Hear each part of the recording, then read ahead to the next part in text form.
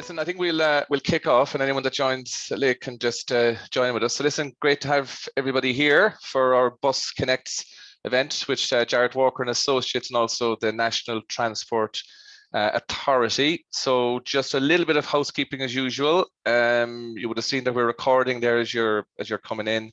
We'll try and keep the mics off. Look, we have a good grouping today, and there's a good opportunity for engagement with Q&A as we go along. So look, either pop something into the chat box there as we move along, or just take a note of it, and we'll get into a good discussion hopefully at the end of the presentation aspect. And as well, of course, as always, you have a choice there between gallery view or speaker view as we move along. I suppose, look, it's really interesting. I'm really looking forward to this presentation and discussion because the BusConnects, I suppose, is a key element of the future of Cork. From a public transport point of view, the Cork Metropolitan Area Transport Strategy is I suppose, the blueprint, and within that, there are a range of elements, but undoubtedly BusConnects and a successful, effective, and efficient BusConnects delivery is going to play a major part in the future of Cork mobility. And you know, I think we have an opportunity to engage. We have an opportunity to feed into a consultation process, which is why we're delighted to have the NTA and Jared Walker with us today to present and discuss what's going on, and also have the opportunity, provide you with the opportunity to directly engage in this process. Obviously, from a chamber point of view, we will be making our own formal submission into the process, and we'll take on board everything that's said here today on this particular call. Today as well. We have two speakers, I suppose, two presentations. From a formal point of view today, we'd like to have Hugh Cregan, who's the Director of Transport Planning and Investment, and also Deputy CEO at the National Transport Authority, and also Michelle Poirot from Jared Walker, an associate who's currently based in Portland, Oregon, and joining us from there today. So she's very welcome. But also we have Con Cahill, who's the project manager on the BusConnects project with the NTA joining, and also Edward Rees Thomas, who's a transport planner at the NTA as well, who are on the call, who can engage and take any questions that we may have as well at the end of the session. So look, as I said, very much looking forward to an informative, engaging and constructive 50-55 minutes or so now. So maybe first up, can I hand over to somebody who has engaged heavily with Cork Chamber over the last number of years as we've moved through all the various elements and consultations around CMATs and so on. So Hugh Cregan, as I said, is the Deputy CEO and Director of Transport Planning and Investment at the NTA. Hugh, good afternoon to you. Thank you, Conor. So I'm going to kick off and cover this presentation with Michelle, but if I can get Michelle to just share the slides first. You go to desktop view. Very good. Thanks, Michelle. So I'm going to give a piece of context first, and then Michelle will go into some of the details. And as Conor said earlier, we're joined by some other people from the NTA in case either myself or Michelle know the specific answer between my colleagues here. We ought to be able to address any questions that arise. Next slide, please, Michelle. So we kick off by just saying, what is BusConnects? So BusConnects is the brand we've given to the NTA's programme to try and radically improve bus services and cycling facilities to make them more useful to more people, and in the process to try and partially address the climate change requirements across the Irish metropolitan areas, particularly the cities across Ireland.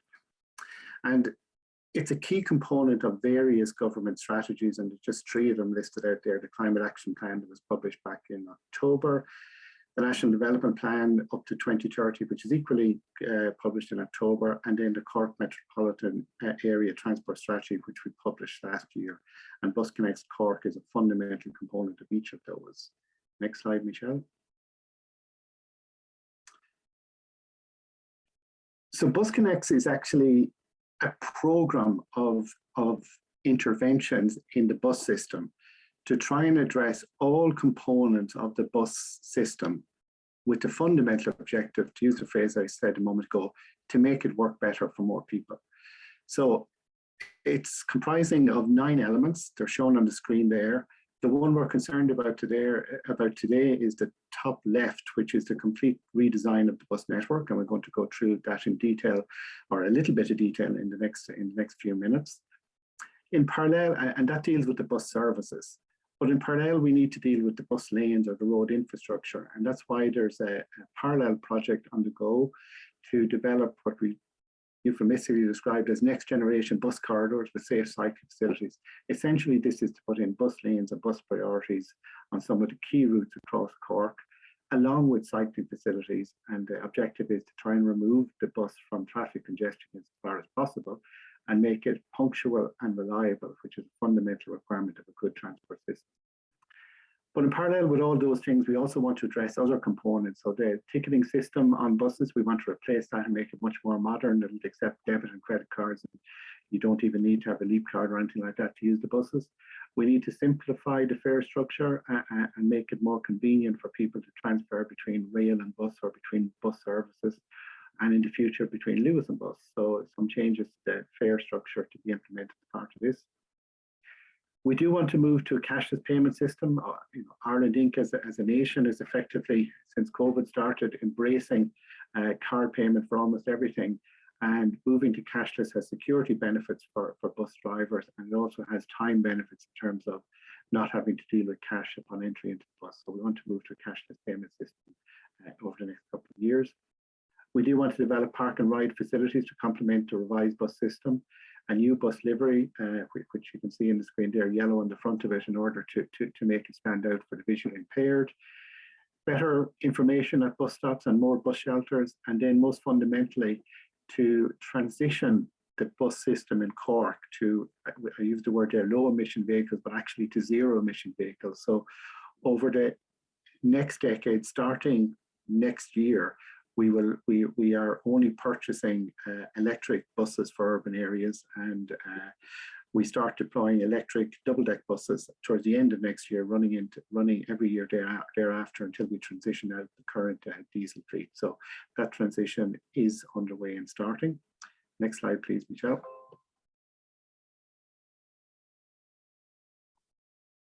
Sorry, thanks, Michelle. Yeah. So why do we need BusConnects Cork at all? Well, as you know better than us, being totally involved in these things, Cork is destined to grow significantly over the next 18 or 20 years, with a population growth of between 50 or 60% expected. So in order to actually make Cork City work from a transport perspective, we need to put in place more sustainable transport options than we currently have. And we need to redesign the bus system and make it fit for purpose to meet that growth levels and that enlarged city in future years. So the intention is that BusConnects Cork will transform the bus service for the Cork metropolitan area, making it more useful for more people. And that as part of that, the walking and cycling infrastructure on the key corridors will also be improved, providing safer streets for pedestrians and cyclists and offering more alternatives to private car commuting. And that's going to be a fundamental component of Ireland's target to reduce greenhouse gas emissions by 51% by 2030. We need to move more people to sustainable modes in order to do that. BusConnects Cork is going to be a key component in the Cork area for that. Next slide, Michelle. So the Cork metropolitan area, while most audiences that we deal with probably haven't heard that term before, I've no doubt that most of you have probably heard it before, so you probably know the area that's covered, but basically it's Carrigaline in the south up to Watergrass Hill in the north, and from Middleton in the east over to Ballincollig and Derry Cross in the west. So that's the area that's the Cork metropolitan area defined in various documentation. And our bus network that we're focused on as part of this consultation is the bus network serving that area. Next slide, Michelle. And it's worth knowing that there are two types of bus services that actually operate nationally and in the Cork area. The vast bulk of the services that you have in the city are what's known as public service obligation services.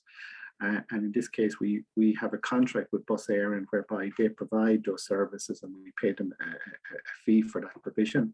And they're basically providing the core foundation of the public transport network for Cork, subsidised by the state because it doesn't fully support itself, so it's subsidised significantly by the state in order to run those services. But on top of that, there are commercial services which are run by licensed private operators. One example would be BusConnects. BusConnects, and they provide various services both in the city and connecting the city to other locations. They're licensed by the NTA under the relevant legislation, but then they're free to set their own fare structures and their own vehicle types and so on after that. So you have the two types of services operating in the Cork area. But the work we're doing now is focused on the PSO services, which are really bus airing services running across the city, and that comprises virtually all of the Cork area network. Next slide, Michelle.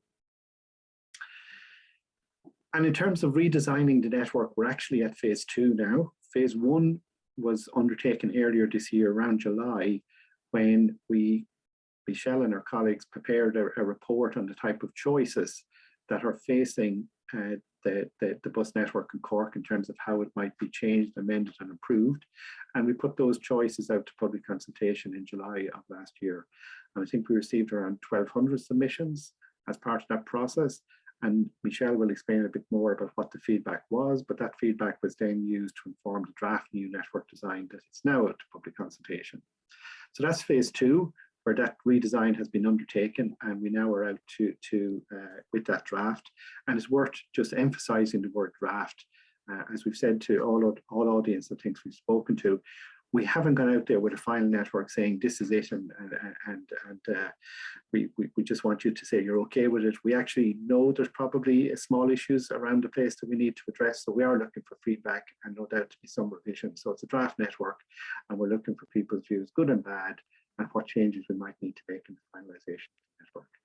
And I think at that stage, I will hand you over to Michelle, who's going to go through the network redesign in some more detail. Over to you, Michelle. Great, thank you, Hugh.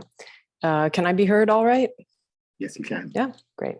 Okay, well, I'm Michelle Poirot. I'm a principal associate with a firm called Jarrett Walker and Associates. And we are a small firm that specializes entirely in bus network redesign. We have designed the bus networks for some large cities all over the world. You have heard of some of them, I'm sure. Houston, Texas, Dublin, Ireland. Those couldn't be more different cities, those two. Moscow, Russia, Auckland, New Zealand, and numerous others. But we also work in small towns and rural areas. We do about half our work on very large cities and half our work in rural and small town contexts. And you can tell from my accent that I'm an American, and you might be wondering, why has the NTA brought an American over to design the bus network for Cork when you do have many experts in public transport in Ireland and in Cork itself?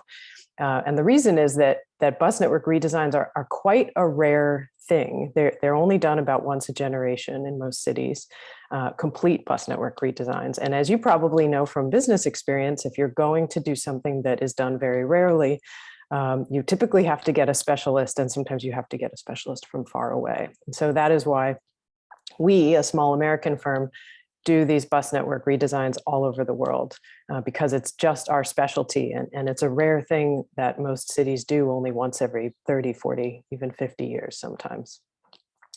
But we bring our expertise in bus network redesign, but of course we are not experts in Cork and in Cork's transport needs. So we've assembled a team and a process to draw on other expertise. We have on our team a local firm called Sistra.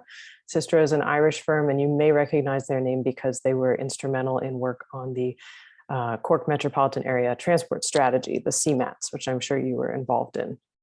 So they're helping us. And of course, we are drawing on the knowledge of local people like yourselves. We bring our knowledge of public transport network redesigns, but people like you understand the community and the needs of the Cork area. And this whole process has been designed to fuse those two types of knowledge. Our abstract and general knowledge with local knowledge from yourselves, as well as from, of course, NTA, Cork City Council staff, Cork County Council staff, Bus Erin, and others. So I want to do a little poll just at the beginning of this, just to get a sense of who is in the room, and if you're coming in already with an opinion about the bus network. We'll have a couple polls throughout the meeting. If you haven't, you've probably taken a Zoom poll before, but if you haven't, I'm going to launch the poll, and then you should just see it appear on your screen in some form. Our first poll is just a quick temperature check. If you see if you have an opinion yet about the draft new network that has been proposed. So the question is, how would the draft new network compare to the existing network for you? or maybe for your company, if you want to think about it in that frame. And I'm going to launch the poll. And you should see it pop up on your screen. Yes, there we go. And then I'll give you a little bit of warning before I close the polls so that you can finish your thinking quickly. I'll do it by counting down. I'll say 3, 2, 1. Poll is closed. And then I'll close the poll. And then I'm going to show you the results so we can all get a sense of who's in the room and what are the opinions in the room. So we've got equal numbers of people saying you think it's better and you're not sure yet, which is great. It's nice to be in meetings with people who aren't sure, because then, perhaps we can provide more information or clarification and answer questions and help you develop your opinion, which is the point of this entire phase 2 process. All right, I'm going to ask 3 more polls throughout the meeting, but that's it for now. I want to give you a little summary of the input we got on the last phase. In the last phase, we asked some general questions. We didn't have a proposal yet, but we studied the Cork network. We noticed what choices would have to be made when it was redesigned. And then instead of making judgments about those choices ourselves or asking NTA or Cork City or County Council to make those judgments, we asked the people to make those judgments. We had 1,200 people engaged in this phase and told us how they would make those judgments if it were up to them. So some of the choices we asked them about that were very key to the redesign. One was, what are the most important goals for this redesign? Of these, I think we gave 6 things that public transport could achieve. Which of these are most important to you? And the number 1 goal was making public transport more competitive with cars. That was people's number 1 goal. The next highest priority in the goals was actually an entirely different goal, which was to cover new parts of the metropolitan area. And this is interesting because these 2 goals are actually not, they're very different. They're not the same thing. Sometimes people think they are the same thing. If you just draw more bus routes and put more bus routes everywhere, we'll have more patronage, we'll be more competitive with cars, but it's actually not so. You can put bus routes in places where there are very few people, and you won't make much of a difference in car use or car congestion. And of course, you can add bus service in places with many people, but you're not covering new parts of the area. You're not adding more people who have access to some public transport service. So these are 2 very different goals, and they trade off against each other. As you invest more in one, you're investing less in the other in many cases. So, but nonetheless, this is what people said was important, and that was something very good for us to find out. We asked people, would they tolerate a longer walk to service if they had more frequent service or an overall shorter trip? And most people said, yes, that was acceptable. A longer walk, if it gets them a shorter wait for the bus or an overall shorter journey, would be okay. We asked people about interchange. We said, would you tolerate additional interchange if it allows the network to improve most people's journey times? And the respondents said, yes, that was also acceptable. And there was an important caveat, which is that interchange would become free, because today there's an additional fare to interchange, which really disincentivizes people using more than one route to get where they're going. But as Hugh explained, the simplification of fares will mean that people are not charged every time they board a bus. Instead, they're charged for a journey. And then the network can deliver the journey in the most efficient possible way. And that generally involves some interchange. People said interchange would be acceptable if it improved the overall network for most people. And then we asked about people's tolerance for change, and most respondents said they were ready for big changes. They understood that big changes would be disruptive, but as long as there were benefits overall for most people, they would tolerate the disruption and they thought it was worthwhile.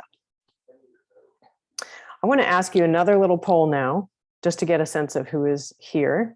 And this one will take you a little while to fill out.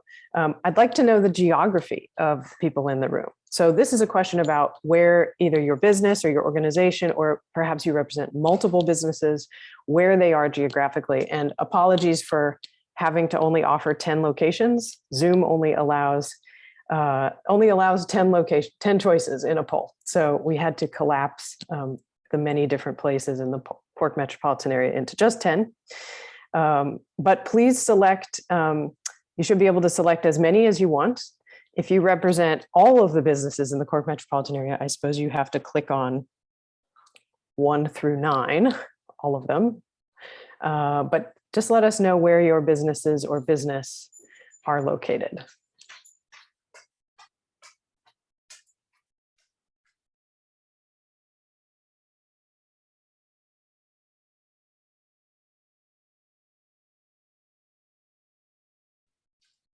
And while you're doing that, I should also mention that as I'm speaking through these slides, I imagine they generate some questions for you, and we're very eager to take your questions once I'm done with this presentation.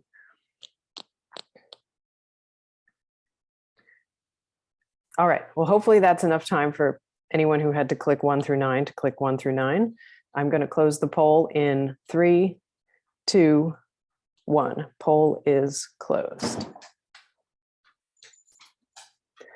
Okay, so I'm seeing good geographic diversity here from all different parts of the area, which is really lovely. And of course, as you would imagine, given just the sheer number of jobs in the center of Cork, biggest number from Cork Central area. Great. So I anticipate some interesting questions about all different parts of the network. You may have received a leaflet in your post box. Every postal address in the Cork metropolitan area, whether residential or business, commercial, has been mailed or delivered a leaflet, and it contains maps. And I'm showing one of the maps right now. This is the main map that shows the center part of the network. And then it's accompanied in the leaflets often by another map for the specific geographic area where that leaflet was delivered. And if you haven't seen this yet, these maps are also available online. And I just want to tell you a couple important things about them. One is that color on these maps stands for frequency. So the colors of the routes are not just to make the routes interesting or so we can tell them apart. The colors of the routes are how many minutes will there be between departing buses on this route all day on a weekday. It's not even the rush hour frequency. On a few routes, the rush hour frequency is better. This is the all day weekday frequency. And I'll show the legend from the map so you can see it. The most frequent routes are red, dark red or bright red. And then routes that are 30 and 60 minutes are in blue, and so on. And the other thing I want to point out about this map is that the proposed bus network uses something called branching. And this is what's shown in this little drawing with the 2 purple lines that come together and become 1 red line. With branching, you can have 2 bus routes, say each route offers 20-minute frequency. So if you're on either of these, you have to wait 20 minutes between buses. But then they come together and they start running on the same road to the same place. And in that place, if you walk to that main road, you could take either bus.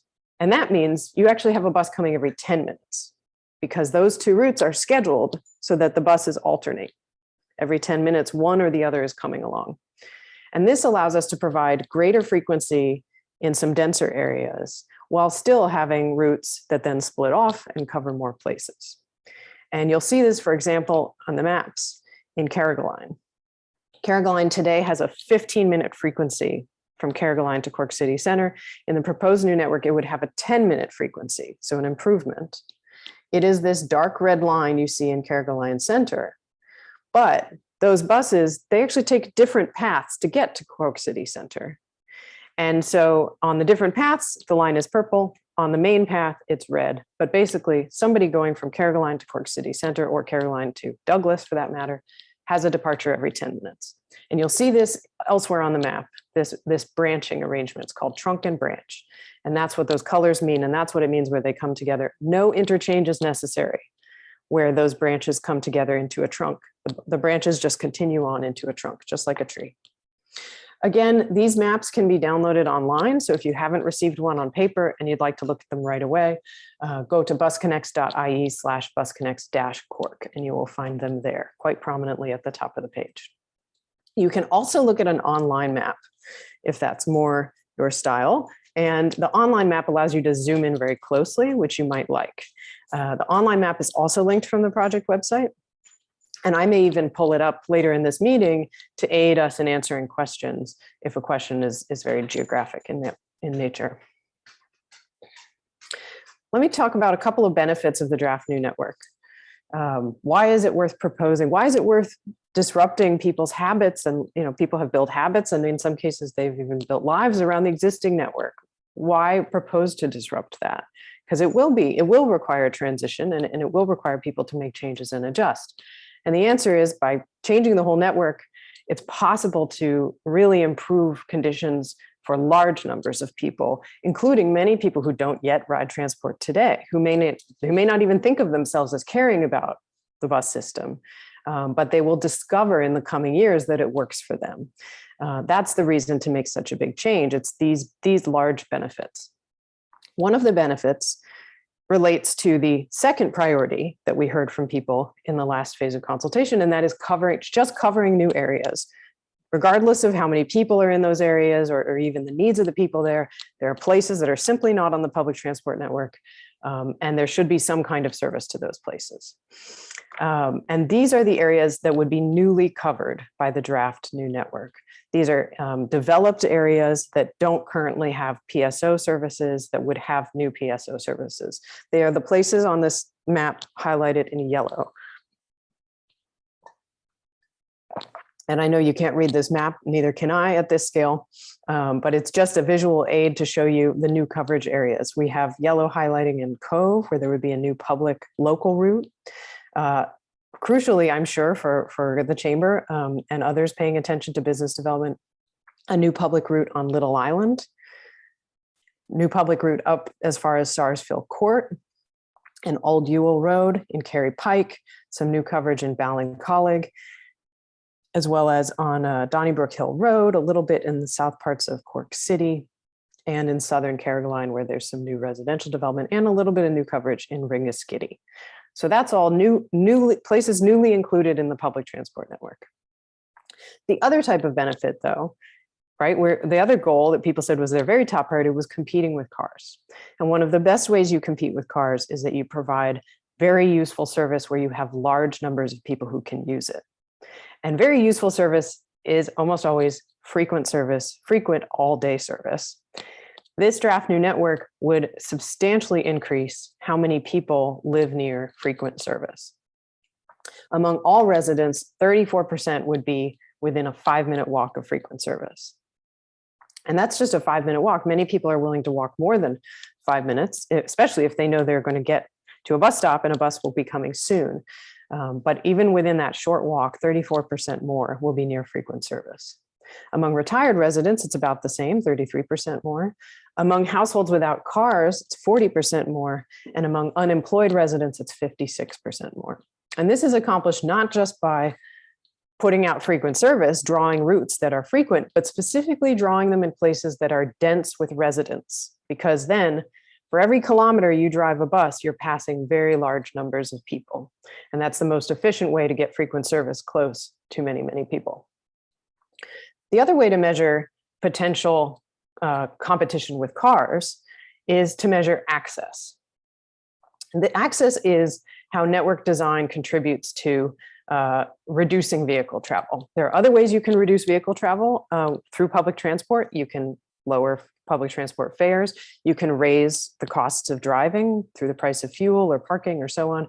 But if you want a network redesign that aids in this, then you would design a network for high access. And I'll define what I mean by access here.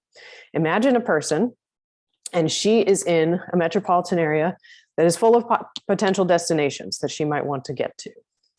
She has a certain amount of time to travel. For this person, say she has 30 minutes. She's busy.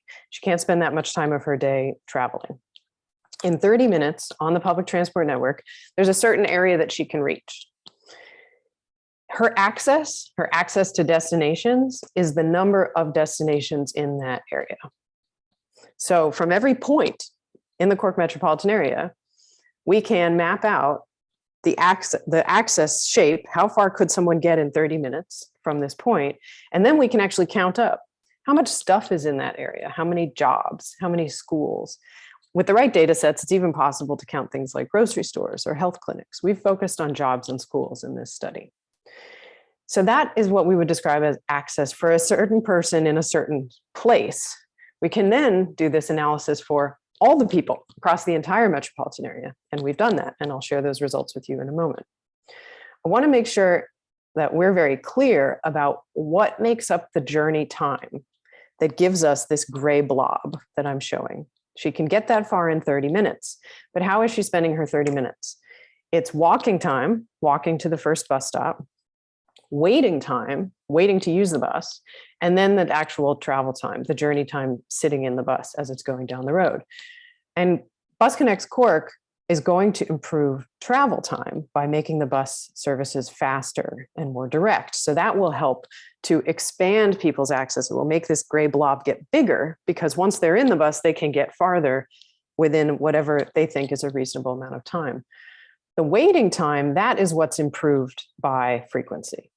If someone has only an hourly route to get to work and the bus happens to pass their workplace at 7:40 a.m., but their job shift starts at 7:30 a.m., well, the bus schedule is going to make them 10 minutes late.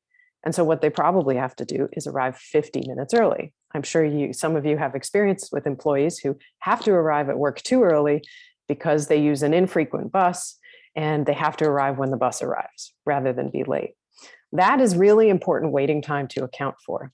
We can't plan all of our journeys around the bus schedule. Not all of our journeys are going to the shops, and we can just go when the bus schedule says it's convenient to go.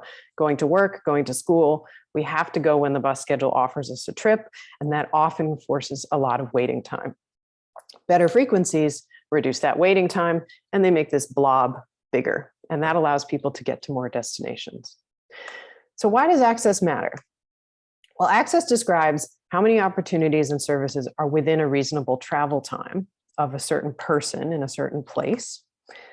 High access in that particular place will mean that service is more useful to people there. High average access across an entire area means that the network is more useful to more people overall. So that's a measure of how much does the entire population benefit. And that really depends on, have we made access high, not just in specific places, but where we have the most people, the most residents, and the most jobs. This is how, as I said before, network design affects your potential for high patronage, and patronage potential is your potential to reduce emissions, congestion, parking, and the other downsides of heavy car use. So the draft new network, what does it do for access? What would it do for access? It would bring more jobs and schools within reach for most people. This is a little chart that I've taken straight out of the report. By the way, I should mention there's a report on the website if you would like more detail about this. The draft new network would change the number of jobs reachable within a 30-minute journey by 17% for all residents, and within a 60-minute journey by 11% for all residents. It would also improve access to education, especially for young people. The number of school places reachable for young residents would go up by 21% within a 30-minute journey, or 10% within a 60-minute journey. And school places, I don't just mean school locations, but actually we've counted the number of enrollment places, enrollment slots at that school. So I also want to mention again, this travel time, 30 and 60 minutes, includes all average waiting time. So this isn't just the time on the bus. This is also the time that you have to spend waiting for the bus if you walk out to the bus stop just whenever you want to go, or waiting because the bus made you get someplace earlier than you wanted to get there. And it also includes any waiting time for an interchange. So a 30-minute journey is actually a pretty quick journey once you account for all waiting time. This is the general overall outcome for the entire CMA for all of the residents and jobs and school places in the CMA. Let me show you some drawings of what this would look like specifically in certain places. For example, if you are a resident near Carrigaline Center, you would have access to 35% more jobs within 1 hour's commute. In this map, the light purple areas are places that would become newly accessible within that hour journey time. The gray areas, which there are only a few, here's one down in Fountainstown, those are the areas that would no longer be reachable within an hour's journey. They'd still be reachable, but now it would take 65 minutes or 68 minutes. It would take a little more time. And then the places that are dark purple, they're reachable within an hour today, and they would be reachable within an hour in the draft new network. So you can see there's more purple on this map than there is gray. And in particular, there's purple in job-rich areas such as Mountain Point, Holly Hill, and hence someone in Caroline Center can get to more places that have lots of jobs within an hour, and that's why they have access to 35% more jobs within an hour. If you're thinking about businesses and employment, you probably want the same information, but the reverse explanation. You probably want to know, for a certain employment area or for my business location, how many more residents can reach me in 30 minutes or 60 minutes. And that is actually something we can calculate. And if you get me a request very, very quickly, I may be able to get that calculated tomorrow. But I'll show you a couple of examples that we made in preparation for this meeting. For example, Manhattan Point, lots of jobs in Manhattan Point and more growth there coming. 9% more residents could reach Manhattan Point within 60 minutes. Manhattan Point is this little yellow dot you should be able to see here. And then you can see the light lavender areas are the places that are newly within an hour's commute of Manhattan Point. A little bit of Caroline, Little Island, though there aren't a lot of residents on Little Island, I know, part of Glanmire, and so on. Apple in Holly Hill. Here's the little yellow dot now up here in Holly Hill. 18% more residents within an hour's commute of Apple. Big growth in Caroline, big growth in Ballincollig, Glanmire, many new lavender areas there. Cork City Center, home to great concentration of jobs. 16% more residents could reach Cork City Center within 30 minutes, shorter commute. The difference for 60-minute commute for Cork City Center is, I think, about 5% more residents could reach within 60 minutes. But a relatively short commute, 16% more residents would be within 30 minutes of Cork City Center. Again, you see lavender areas all around the edges of Cork City here. So you can make your own isochrone for your own location that you are concerned about, whether it's a residential location or an employment location. You can do it on the online map. I went into the online map and just clicked on Old Ewell Road here between Cork and Glanmire. But you can click on any place that has at least an hourly route in the existing network. You can make this comparison of how far can people get from this place in the existing network compared to the draft new network. Now, it doesn't tell you the numbers that you might want to see. It tells you the numbers of jobs reachable from that place. But of course, if you're asking about an employment location, what you really want to know is how many residents are in those lavender areas that can now reach this job. It's the same data. So the overall results are true, whichever direction you calculate it. If you have a place that you're particularly concerned about and you really want to know the answer, how many residents are in these lavender areas that can now reach my work location? Again, if you can get me a request very fast, I will calculate that for you. All right, one other thing I want to say about the draft new network before I stop and we start taking questions. It contains a redesign that is a very important preparation for light rail, for Lewis. And that is the pattern of through routing of the most frequent routes in the system. And by through routing, I mean the routes that go through Cork City Center and out the other side. In the existing network, this is the pattern. We have this green pattern, which is Curraheen to Ashmount, Mayfield. We have this orange pattern, which is Holly Hill and Mountain Point. And then we have this blue pattern, Ballincollig and Caroline. And those colors don't stand for frequency here. They're just so we can tell these routes apart. What's proposed is to keep the green pattern the same, but to change up the orange and blue patterns. And the reason is that light rail is planned to go from Ballincollig to Mountain Point. It's very well established that the Cork area wants an east-west light rail line. And so to prepare for light rail, to build patronage, to build the bus network and its successful function, and to build development, to actually start building buildings and housing and jobs that can profit from coming light rail, it's very important to start running a service pattern that is east-west today and not just wait until light rail is built. So the pattern that's proposed in the draft new network is, again, the green pattern is very similar, although it's extended to Glenmire. The purple pattern now would connect Apple and Holly Hill to Carrigaline.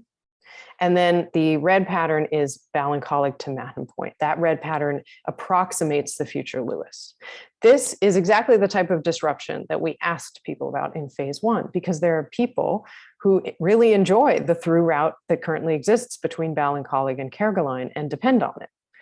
They would still be able to make their journeys. And in fact, in almost all cases, they'd still be able to make their journey just as fast, and in some cases faster, but they would have to make an interchange. And so that's a real change in habit and in the way they use the transport system.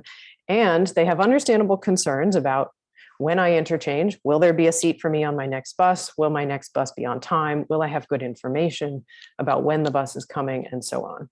But that interchange is part of designing a better, more efficient network overall that helps most people's journeys improve. And this through route is a really important part of that design. All right, I'm done with the substantive part of my presentation. I'm going to ask 2 more polls, and then we'll move on to Q&A and discussion. So this poll, I'm asking a bit more specific than the first question I asked you. And of course, maybe your opinion has changed since this presentation, which is, how would the draft new network compare to the existing network for your business or your organization? So as you think about the interests that you're representing here and that you're seeking to improve, how would the draft new network serve those interests? Your choices are better, about the same, worse, or not sure. And the poll should be popping up in front of your screen right now.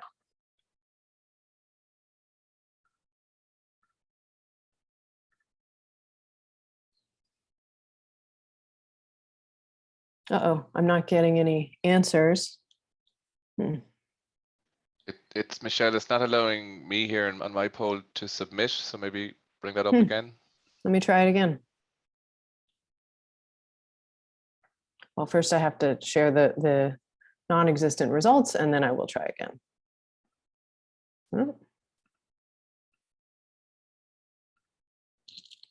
How about this time?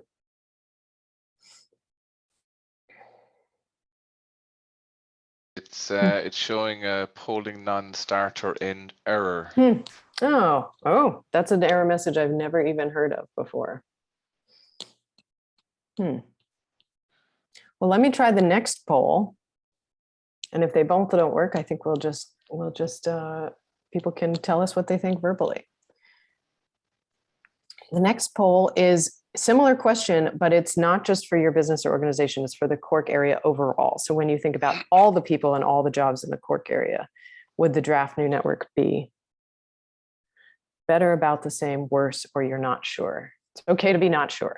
We know you may have some more homework you want to do or people you want to consult with.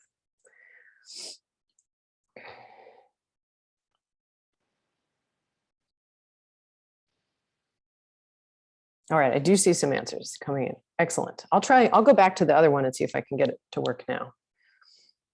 So I'm going to count down to close the poll in 3, 2, 1. Poll is closed.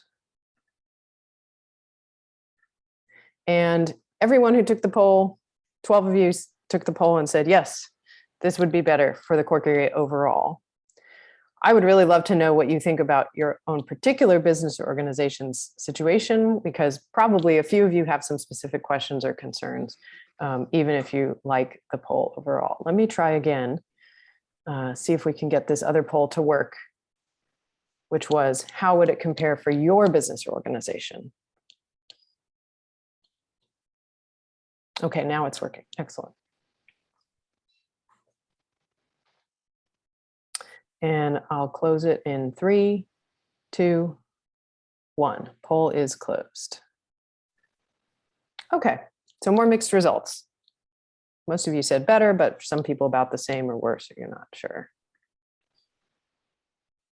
Great. Well, we look forward to answering your questions about your specific situation and perhaps in revisiting the design as we take all the public input we've received. We may also be able to make some changes that address concerns about specific places. Okay, great, Michelle, thank you. Maybe do you want to just close down that presentation, and yes. we'll get everybody back on. Oh, and I'm sorry, there's, sorry, yeah, I forgot to say, yeah. I forgot to say two things. One is that our public consultation goes through this Friday. I think you know that. And the other is that the online feedback form is actually the place for organizations like yourselves to submit comments, not just individuals. So there will be a choice early in the online feedback form. Am I individual? Am I an organization? Choose I'm an organization. And then we can receive documents from you there. You can upload PDFs and so on. So, okay, thank you so much. Okay. Thank you, Michelle. That's really, really informative. And Hugh, up front as well, thank you for setting the scene and the context there. So just a clarification, Michelle, from my perspective initially, the timelines and journey times that you're setting out there, they are predicated on a fully completed, free-flowing network, as opposed to the transition period until until there is free flow and you've dedicated bus corridors and so forth. Yeah.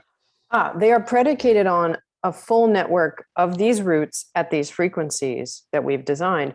They actually assume the same speeds that buses have today. So they don't, thank you, this is a great question. They don't assume better speeds. The benefits with better speeds, with the bus lanes and the bus priority measures, will be higher. So this is a modest assumption, because we know that the bus speeds will be improved by other parts of BusConnects, but we are only measuring the change in journey time that arises from improved frequencies and improved route design. We're keeping the bus speeds the same as they are today. Okay.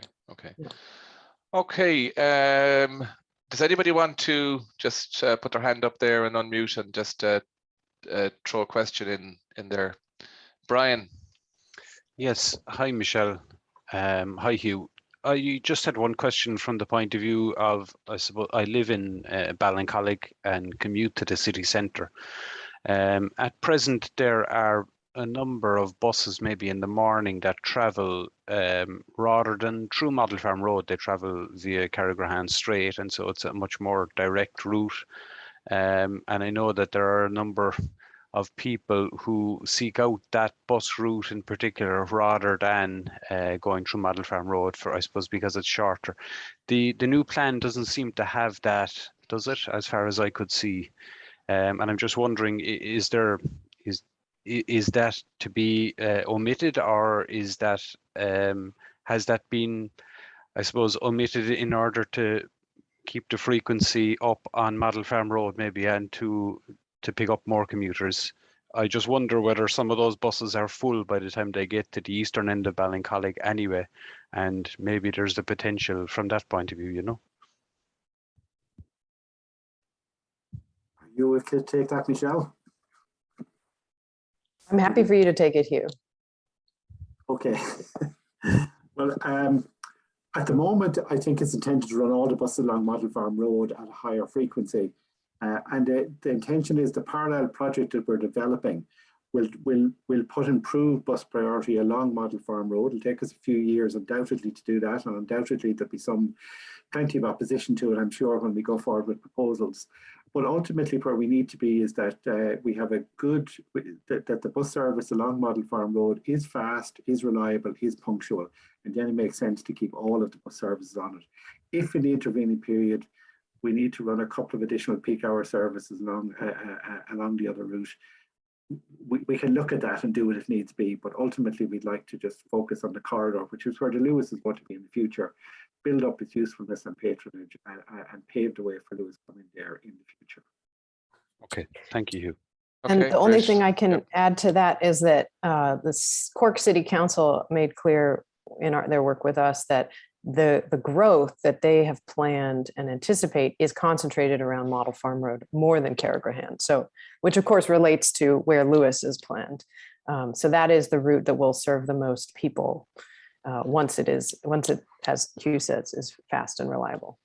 Okay, maybe a quick question from me, Michelle, before I move to Morris there. In the broader scheme of things, the whole issue around, and you touched on it in one of your early slides, around service provision to developing areas that are earmarked for significant population growth, housing developments, and so on, which it has been said, and this is some feedback we've had, it has been said are not being catered for in the plan. And I know you set out a scenario at the outset.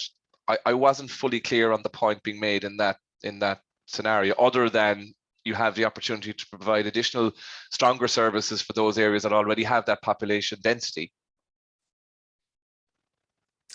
Well, if I understand your question, you're wondering, are you wondering why there are some complaints that or concerns that the plan doesn't serve all newly developed areas or soon to be developed areas? Mm-hmm. And I showed a map and I said that it does serve many newly developed areas. Is that your question? Yeah, and there's a perspective that it's not aligned with the areas of population growth. Some I won't go into it here, but some specific areas where there are projects about to get underway where there would be fairly significant housing development, but the plan does not incorporate those areas. Is that accidental or as part of a bigger picture? Maybe I'll let Hugh talk about that, the relationship to new development and the timing of service and new development. Yeah, so we involved all the planning sections of both Cork City Council and Cork County Council in the process of designing the network. And we're putting in place the network for 23-24, that time period. Now, it can grow then afterwards to pick up additional development areas. But since we started the consultation, we've had a bit of pushback about things like Upper Glenmire, White's Cross, and a few areas up there that would like that there are developments coming on stream perhaps earlier than we were told. And we're going to relook at some of those and see, do we need to add something to the network to deal with it. But in general, we believe, with the assistance of the two councils and their planning section, we think we picked up most of the key development points in that short-term horizon, but with the ability to then bolt on additional things as more development comes on stream. Okay, that's not an answer to that. That gives opportunity for to address that situation down the line. Great, Maurice, you have your hand up there. Hi, thanks very much. I hope you can hear me. Excellent presentation. Yep. I suppose this is more of a personal one as a parent, and the question about the interchange points. And as a parent of a number of individuals who use and frequent the city centre, the interchange point at the moment really is more or less along the South Mall and the Grand Parade. And it's obviously apparent in the new draft network that you've really taken out the centre of the transfer mechanism through the Grand Parade and South Mall. So where is it foreseen that the interchange point will be now? Is it on the quays, or is it assuming that there is an element of a walk element or a bimodal transport element between the two of them?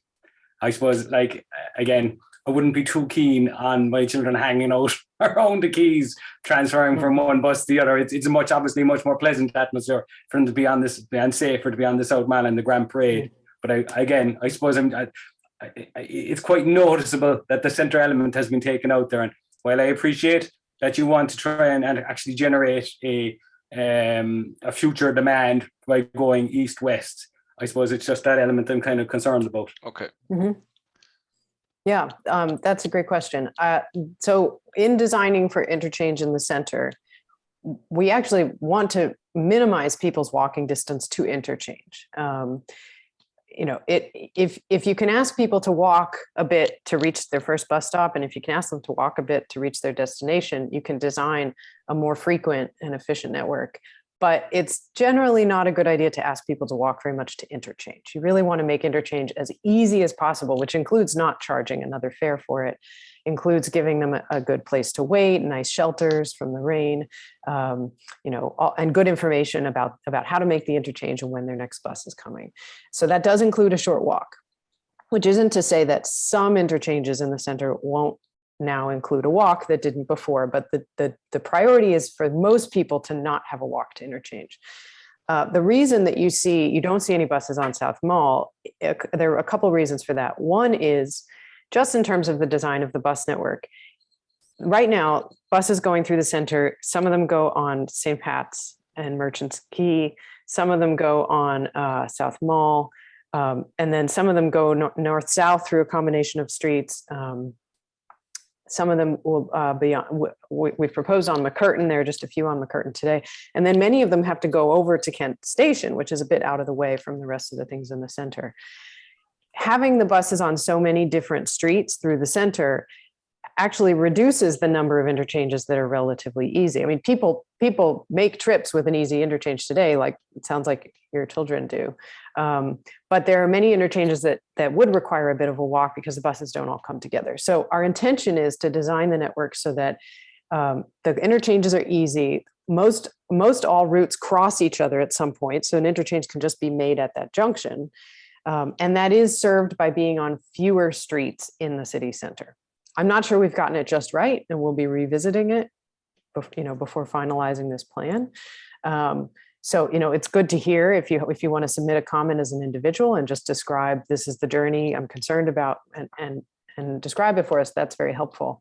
But our intention is to be on fewer streets to make most interchanges easier. The other concern is when we worked on this with Cork City Council staff is they're also working simultaneously on the best cycling network for Cork City. And so that sometimes means, not every transport mode can be on the same street together. And they do have an interest in making South Mall an excellent cycling street. Now, whether in the long run that means buses can't also be on South Mall is again something that will be worked out through further planning, but we are working on a multimodal network here. So public transport and bikes, and that's one of the considerations about South Mall. Okay, a good question, Morris, and thanks for the clarification, Michelle. Dave, I can't believe the hour has passed. Dave, I think we'll take the last question from you. It's probably the same question you've put in the chat box there, so I'll leave you to address that yourself if that's the case. It is. Thanks, Connor. Yeah, just really question for Hugh. Did I pick you up correctly that you guys are committed now to only getting electric buses in the future? What about alternative renewable fuels like compressed natural gas or the liquid biofuel? Yeah, no, we are, for the urban bus network, we are committed to going fully electric, because that allows us to go to full zero emission, what's called wheel to tank. Whereas if you go for some of the biofuels, you still have emissions coming out of the tailpipe, whether you go CNG or other renewable fuels, you're still left with emissions coming out of the tailpipe. So you don't achieve the same zero emissions that you can with fully electric. Whereas if you're charging electricity from renewable sources, it's end-to-end zero emissions. However, that's for the urban fleet. For the longer distance fleet, though, electric isn't appropriate, and you can't drive, say, from Cork to Letterkenny a bus on electric power. So we are still looking at what we need to do for the regional fleet and the longer interurban fleet. And while we're trialing a couple of hydrogen vehicles at the moment, that decision is still to be made. So urban fleet, we want to go electric for the zero emissions, complete zero emissions value it brings. Regional and interurban fleet still to be decided. And I think in the second question, if I go on to it in the chat box, which was about credit cards and debit cards, and you're absolutely right. That I did say one of the projects we have in BusConnects is to actually improve the ticketing system. So while we have we had a reasonable system back 10 years ago when the Leap card was introduced, and it was probably pretty up to date then. Since then, things have moved on. So we have a project about to get underway. We're waiting for the government to just allow us to start tendering it. And that is for what we're calling next generation ticketing, but it's a complete replacement of the ticketing system to allow exactly what you mentioned, the use of credit card, debit cards, mobile phone payments, and a seamless passenger experience where you don't have to worry about buying a ticket in advance or figuring out what the charge is. The system in the background works it all out. It's a big IT project and a lot of equipment to be supplied for it, so it'll take 3 or 4 years to do. But the intention is we're literally tendering for it, I would hope, within 3 months from now, and hope to get it on the scene then as soon as we conceivably can after that. Yeah, that's great. That's positive. Worked very well. Okay. I'm afraid we have to draw to a close. That was a really interesting session. Can I thank all of our participants? Con and Ed were on standby. We weren't called upon, so thanks for being there. but particularly to Michelle for that comprehensive presentation, and Hugh also indeed for your presentation, for those questions that you've fielded there from our attendees today. Thank you very much. It's been really, really useful. I certainly encourage everybody to make your submissions. The closing date is on Friday. The website is very comprehensive, lots of opportunities to get your messages in there. Equally, feed any particular perspectives back into ourselves in the chamber as well, to allow us to take those on board with regard to our own submission over the next, and the sooner you can do that, obviously, with the timelines, the better, obviously. So with that, we'll draw to a close. Again, thank you all for taking the time to be with us this afternoon. Hopefully the worst of the storm is behind us and none of you will be impacted over the next while. And thanks everybody again. Bye-bye.